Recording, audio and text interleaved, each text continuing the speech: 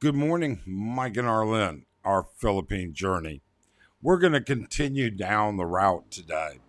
We're going to be talking about adultery and concubinage. And I'm going to tell you right now, I will bet you the vast majority of comments we get about this are going to be negative. There's no doubt in my mind. However, that's just the way it is. Don't shoot the messenger. So let's talk about it. I never got it, why'd you have to go? I guess this world's too slow for you. I think there's beauty in the gray, the cold, but you just want the gold. And there's no way I can beat it, cause I got no chance, no chance when it comes to her. She got the glitter and the fame, and I just wasn't enough. Okay, adultery and concubinage. You need to get out of that Western mentality. Oh, you know what? Before we even attack the Western mentality, disclaimer number one, we are not attorneys, okay? We present to you the facts as they're written in the penal code and in the laws, all right? You want to argue about it, go argue with the politicians. Nothing we can do about it, all right? Number two, hey, look, we put a lot of effort into gathering this information, filtering it, getting to the bottom of it, trying to clear it up. If you appreciate the effort, if you appreciate the channel, look, we would really appreciate it ourselves if you would subscribe and hit that thumbs up. Thanks so much. That's the best way you can support our efforts. Now, there are some very difficult problems with this topic. And the first problem is trying to get out of that Western mentality. Okay?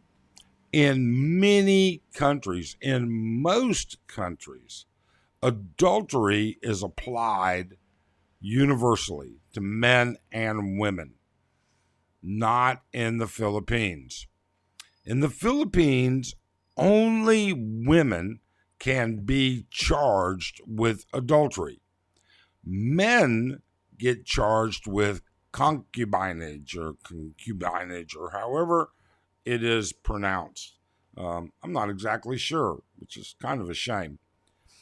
Now, let's take a look at it for a minute because it's vastly different how it happens. Article 333 of the Revised Penal Code. Adultery is committed by any married woman who shall have sexual intercourse with a man not her husband. It's pretty cut and dry, right? On the other hand, a married man is liable for concubinage only when he does any of the three acts specified in Article 334 of the Revised Penal Code. So he has to keep a mistress in the conjugal dwelling. In the conjugal dwelling, we pretty much all know that's going to be like the family home, all right? Having sexual intercourse under scandalous circumstances with a woman who is not his wife, or cohabitating with her in any other place.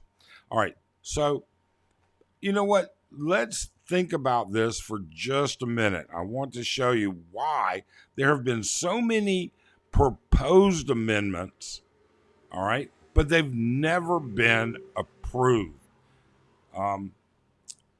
If you go further, adultery under 333, all right, is a woman can be charged with adultery, blah, blah, blah. Crucially, the law stipulates that each act, all right, each act is a chargeable offense. However, if a guy is involved, which that's part of actually the amendment piece of why these are out of date, because they don't address same-sex relationships. But if a man is involved, he can only be charged if he knew the woman was married. All right. Not so sure about how that works, but let's go back up here for a minute. So B, under scandalous circumstances, they have tried to amend this code and remove scandalous circumstances multiple times, and it has never made it out of the proposal stage. It's been proposed in the Senate, it's been proposed in the House, but it's never made it down the line, and it's never been approved. So it still reads this way. How do you define scandalous circumstances? Wow, I'm not exactly sure how that works. It's very open to interpretation, isn't it? So I want to touch on something. Why hasn't any of this been changed? Why aren't these things equal? Well, this is how the people with money apparently keep it to where they can pay and play. That's just the bottom line. All right. So nobody that's going to be cheating, no guy would be stupid enough. Well, you would hope no guy would be stupid enough to keep a mistress in his conjugal dwelling. Having a scandalous circumstance or cohabitating her with any other place. Let me tell you how the politicians, the people in power, how they all get away around this. Here's what they do.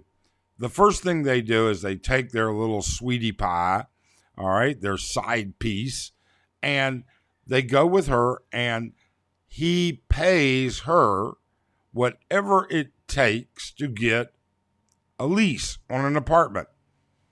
And he will give her the cash every month.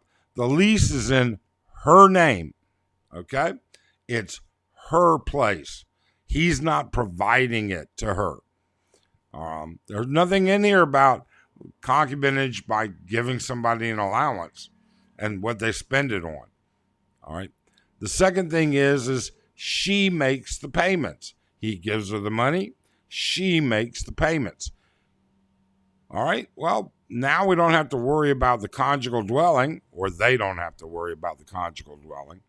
And they don't have to worry about cohabitation in any other place as long as he doesn't live with her. Okay. Now the scandalous circumstances, that's still an outlier. And I have no idea. I literally did hours of research trying to find case law where a guy got charged because of scandalous circumstances. Now, there are, I am sure, like there was a cop that got caught with another cop, and I would imagine that the guy is going to be in trouble. That's scandalous. But that doesn't walk you away from a couple of other issues. Just because you can't be charged with adultery, and just because you don't meet these three circumstances of scandalous instances. Oh, that's my daughter. I'm going to have to call her back here in a few minutes. My morning call from my daughter. All right. Doesn't mean you get away scot-free. But here's what people are going to really tell me and call bullshit on. All right. A woman is married, okay? To be validly married is not essential that the marriage is subsisting in the sense that she could be legally separated from her husband. All right. Her marriage has not been nullified or dissolved. And this is what this means. In the Philippines, you can get a document of legal separation, just like you can get a document of cohabitation. The reason people get these more so than anything is for financial reasons. In other words, it allows the sharing of property and the division of property. A guy that lives with a woman who is legally separated is still breaking the law. All right? She is still married. She does not have the rights of not being married. So, what's that mean?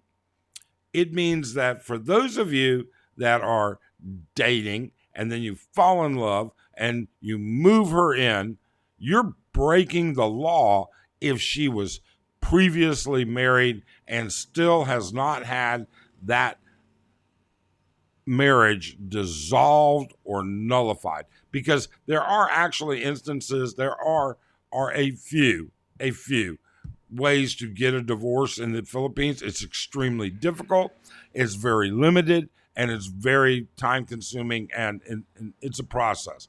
Nullification is the most common, best way to get it done. And that's not cheap, but it is what it is. And I guess cheap is a matter of what you believe is and isn't. So, my point with all of this is, you know what really works best is the cinema. If you're going to be messing around with a married woman, get her an apartment, give her the money to get an apartment. You know what? I'm giving bad advice. I don't think you should be, period. But you know something? To double check and make sure, you need to get a cinema. You need to say, you know what, sweetheart? I really want to, live together. I need a cinema. You need to go get a cinema, which will show that she has the legal capacity to marry. That means she is free to cohabitate. A legal separation is not free to cohabitate. So you guys need to think about that. All right. I thought that was interesting information. If you found it interesting, please do subscribe. Tell us what you think about it. Even those negative comments. All right. They often be engaging. And that's what we appreciate, is engaging you. That's what we try and do. So thanks. You guys have a great day.